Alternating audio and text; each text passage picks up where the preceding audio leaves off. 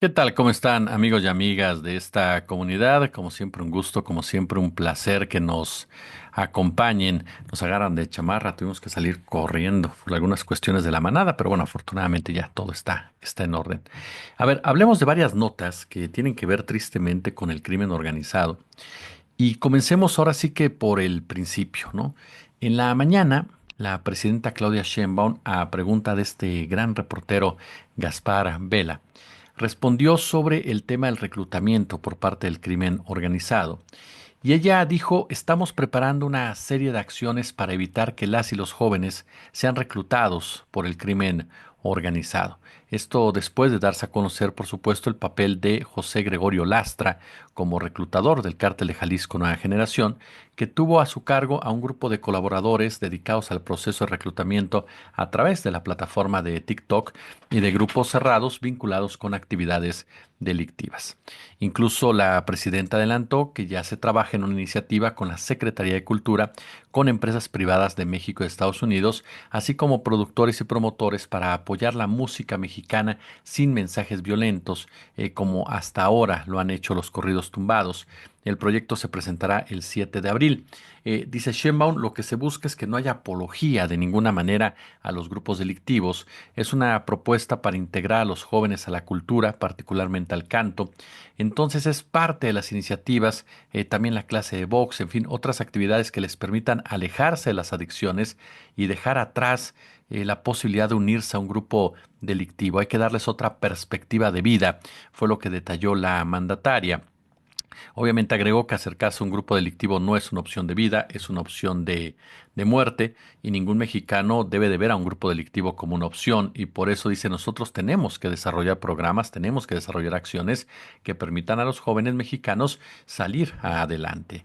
Nos vamos a dar una vuelta a que haya corridos tumbados pero sin violencia y es un esfuerzo de empresas productoras de México, de Estados Unidos y le va a gustar, se le va a gustar mucho a la gente. Esta postura de la doctora Claudia Sheinbaum, por supuesto que generó diversos comentarios. Por ejemplo, del periodista Silver Mesa, que es un conocedor del tema del narcotráfico, y comentó algo muy interesante. Los corridos tumbados o narcocorridos son una muestra de lo que sucede en México. Buena parte de ellos son pagados, mandados a hacer, pero la gente los oye. ¿Por qué? Porque lo desea. Y esto genera mucho dinero. Y recuerda que ningún intento de acallarlos ha precisamente prosperado.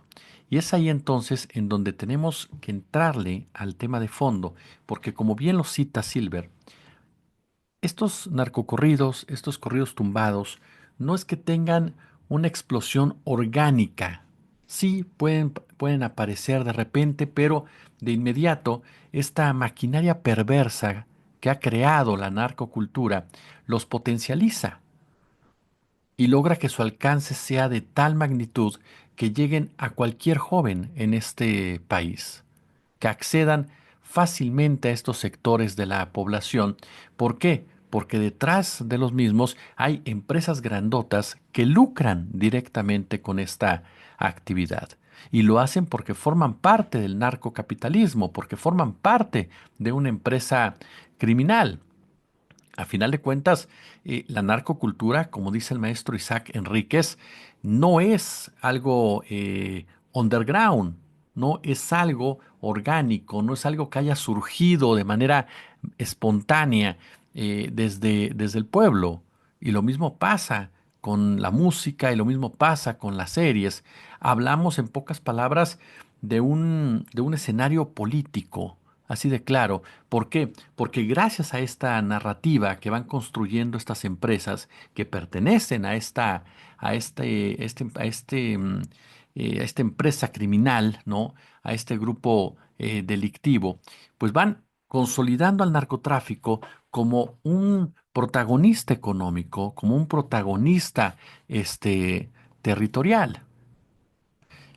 Y entonces se presentan dos aspectos importantes que señala la periodista Arlene Medrano. Por un lado, se romantiza la violencia como una vía de ascenso social y por otro, refuerza la idea de que la única alternativa es la sumisión o bien es la guerra. Lo hemos dicho en muchísimas, pero muchísimas ocasiones. Hablamos precisamente de que la narcocultura es parte de esta estructura capitalista, es parte precisamente de la lucha por el control narrativo, de la lucha por el control cognitivo, de la lucha por seducir a los jóvenes y convertirlos en parte de su maquinaria. Jóvenes que terminan siendo totalmente desechables, jóvenes que de una u otra manera no ven posibilidades de salir adelante a menos que sea a través de dicha actividad, la cual se ve suavizada por estas series de televisión o por esta música. Hay una realidad que han dado a conocer diversas autoras, escritoras, periodistas, y que se centra en no criminalizar, en no estigmatizar, en no satanizar a los chavos y a las chavas que escuchan este tipo de música, sino de apoyarlos, de darles una salida y de llevar a cabo acciones que les permitan a ellos comparar las cosas y lograr aterrizar el mensaje para que sepan que lo que les están diciendo en esa canción, que lo que les están diciendo en esa serie es mentira, que es algo totalmente endulzado de lo que realmente pasa en el día a día, que jamás dejarán de ser peones de una actividad que se los va a cobrar gravemente. No es fácil, no es una tarea fácil, porque muchas de las personas que ingresan a ese mundo son personas que vienen de sociedades rotas, son personas que vienen de hogares totalmente disfuncionales, son personas que vienen de una lucha por sobrevivir en muchas ocasiones y son personas que se han dejado ya seducir por esta idea neoliberal de que son desechables, de que la pobreza es desechable y que más vale vivir bien durante un año, por ejemplo, con tu troca, con tu celular, con cierta cantidad de dinero, que ser pobre toda tu vida. Lo hemos dicho no una, sino en varias ocasiones. La guerra contra el narco es una guerra en contra de los pobres, es una guerra en contra de los sectores vulnerables, porque a final de cuentas los jóvenes que se integran en mayor número a estas actividades provienen precisamente de esos estratos de nuestra economía.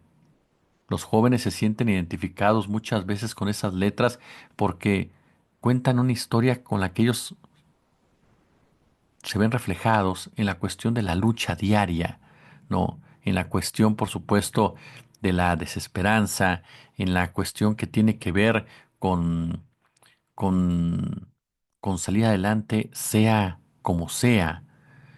Y entonces les da hasta este sentido precisamente de pertenencia, lo cual es muy importante entenderlo. Hace años hablábamos de los narcocorridos, hablábamos de los Tigres del Norte con el jefe de jefes, hablábamos de los Tucanes de Tijuana, hablábamos de Ramón Ayala, hablábamos de muchos grupos, por supuesto, que además de entonar su música norteña, también compartían ese tipo de melodías. Hablamos, por ejemplo, de los horóscopos de Durango, hablamos de muchos grupos y hablamos de personas que han muerto asesinadas como Valentín Elizalde. Ahora nos topamos con un Peso Pluma, nos topamos con un Atael Cano, nos topamos con un Javi, por ejemplo, que son jóvenes en realidad. ¿Cuántos años tendrá Peso Pluma? No creo que llegue ni siquiera a los 25 años.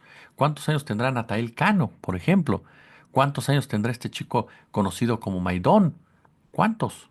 Son personas demasiado jóvenes que le hablan precisamente a los jóvenes. Pero así está estructurado. Las empresas criminales, como sucede en la música pop. Tú creas un grupo pop, ¿para qué? Para hablarle a cierto sector de la población. Y escoges a la güerita, y escoges a la morena, y escoges a la guapa, y escoges al chaparrito, y escoges al galán, y escoges al simpático. Y tienes a cada uno de ellos como representantes de una sociedad a la cual le vas a hablar y con la cual se sienten identificados.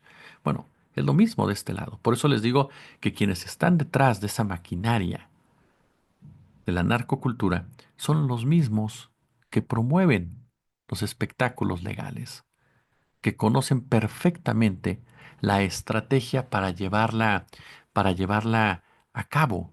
Entonces, por eso es tan importante de verdad comprender todo lo que conlleva esta narcocultura. No es espontánea, es parte precisamente de este narcocapitalismo, de su hijo bastardo, el neoliberalismo. Es parte de una estrategia muy perversa, de una estrategia muy, muy oscura para someter a una población, para tener mano de obra constante, aprovechándose de la desigualdad, aprovechándose precisamente de la asimetría. Ve el caso concreto de este hombre, Ángel del Villar, empresario de la música regional y dueño de la disquera Del Records, que fue hallado culpable en una corte de Estados Unidos por violar la ley Kingpin y permanece en libertad condicional tras pagar una fianza de $100,000. Es decir, el hombre fue parte medular en la producción de estas melodías. El hombre las produjo. El hombre las desarrolló. El hombre participó en una actividad tan dañina o más que en fundar una pistola. Así de claro. La ley prohíbe a las personas y empresas estadounidenses hacer negocios con narcotraficantes conocidos y sus asociados, motivo por el cual Del Villar enfrenta una pena máxima de 30 años en una cárcel. Según lo presentado en el juicio, en 2018 Del Villar, lo hemos platicado, negoció con Jesús Pérez Alvear, promotor musical que controlaba Galística Diamante y vinculado directamente con el cártel de Jalisco. Negoció, ¿no?, en México hasta marzo del 2019. El 6 de abril del 2018, el Departamento del Tesoro de Estados Unidos incluyó a Pérez Alvear y a su empresa como narcotraficantes especialmente designados bajo la ley Kingpin, tras concluir que facilitó el lavado de dinero del cártel de Jalisco y de los Queenies. Del Villar fue detenido en junio del 2022 junto a Luca Scalisi, director financiero de Dell Entertainment, y la denuncia inicial alega que en abril del 2018 un músico patrocinado por Dell Records actuó en conciertos que organizó Pérez. Este músico fue Gerardo Ortiz, un hombre que en algún video que grabó, ¿no? Ese video tan polémico en donde meten a una mujer en una cajuela y le prenden fuego al auto, bueno, lo graba en un edificio, en un establecimiento que era propiedad precisamente, o que era administrado, o que era controlado, como ustedes quieran, por el cártel de Jalisco Nueva Generación. Por eso es tan importante, tan, pero tan importante, entender, entender la gravedad de todo lo que es la estructura de los narcocorridos, del corrido tumbado, de las narcoseries. Esa es la verdad de las cosas, ¿no? Entender que no es algo que surge del pueblo, que no es algo que surge de manera espontánea, sino que es algo perfectamente fabricado.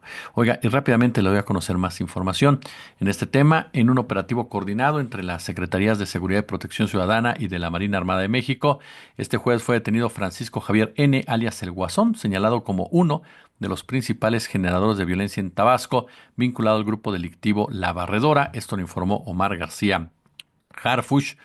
Tabasco, que como sabemos hay mucha violencia política, mucha diferencia entre el anterior gobernador, Adán Augusto, y el actual mandatario de esta entidad, el señor May.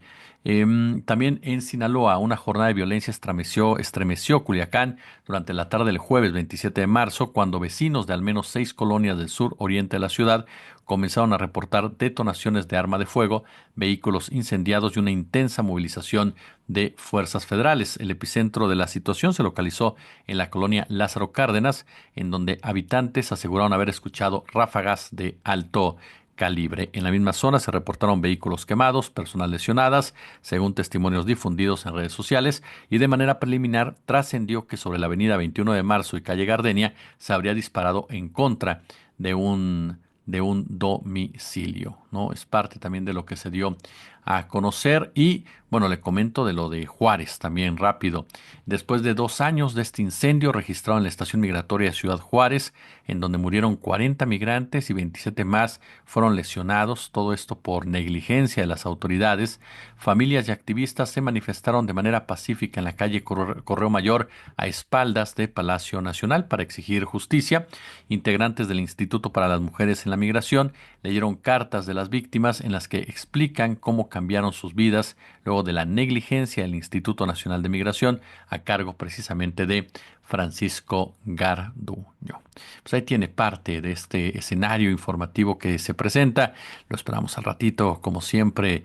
Yo le agradezco que esté con nosotros y le mando un fuerte abrazo. Como siempre, un gusto, como siempre, un placer. Por cierto, hubo otra detención importante, esto hay que decirlo, de un personaje, espérame tantito, de un personaje buscado, ¿no? Buscado por los Estados Unidos, que es uno de los personajes más buscados por la Unión Americana, o por lo menos de los que más le estuvieron señalando al jefe de la policía de nuestro país que fuera detenido, ¿no? Es un personaje de origen norteamericano, ¿no? Un persona, insisto, de los Estados Unidos, ¿no? Joven, por cierto, y que confirma lo que hemos dicho en otras ocasiones, ¿no? Que los narcos gringos existen, aunque Estados Unidos quiera jugarle al vivo en ese sentido, pero esos narcos que caen, pues son lo que hemos platicado del Mencho y de ellos, aquí en su versión mexicana. Pueden caer, pero mientras no ataques ese sistema narcocapitalista, narcoimperialista, el tema continuará lamentablemente cobrando muchas vidas. Pulgares arriba y como siempre un gusto, como siempre un placer.